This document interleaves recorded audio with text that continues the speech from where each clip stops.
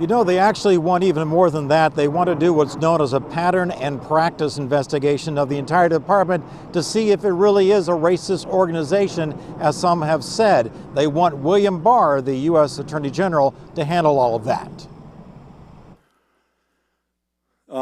I fear for the citizens of Minneapolis. I really do. The Human Rights Commissioner, Rebecca Lucero, who on June 2nd launched a racial discrimination probe of the Minneapolis police. This is not a report.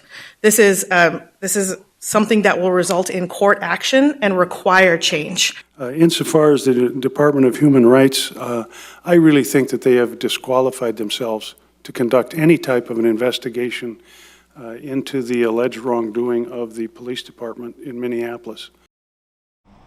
Now, a lot of reaction has come in since our report at 5 o'clock. Here's the first one from the Department of Human Rights. Basically, they say Minnesota has one of the strongest civil rights laws in the country. The Minnesota Department of Human Rights investigation has already resulted in immediate changes the Minneapolis Police Department implemented to stop the ongoing irreparable harm to communities of color and indigenous communities. Also from Ron Latz, who's the DFL chair or the DFL ranking member in the Public Safety Committee, he said today's request the Department of Justice does nothing but attempt to undermine one of our state agencies. As far as William Barr himself, we checked with the Justice Department in Washington. They say there's no timeline yet on whether they'll take that up, but they did point us to a quote that Mr. Barr gave to CBS earlier this week, which was saying, and I quote, "I don't think necessarily starting a pattern or practice investigation at this stage is warranted."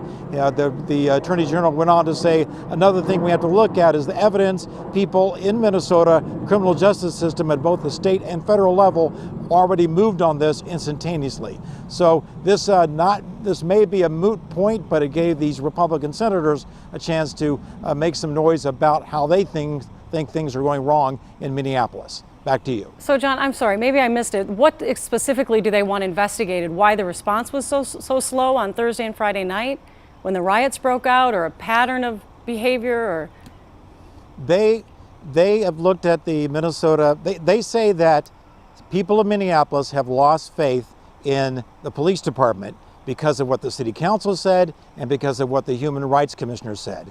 They want their own investigation into the patterns in the Minneapolis Police Department and practices to see whether or not they're racist.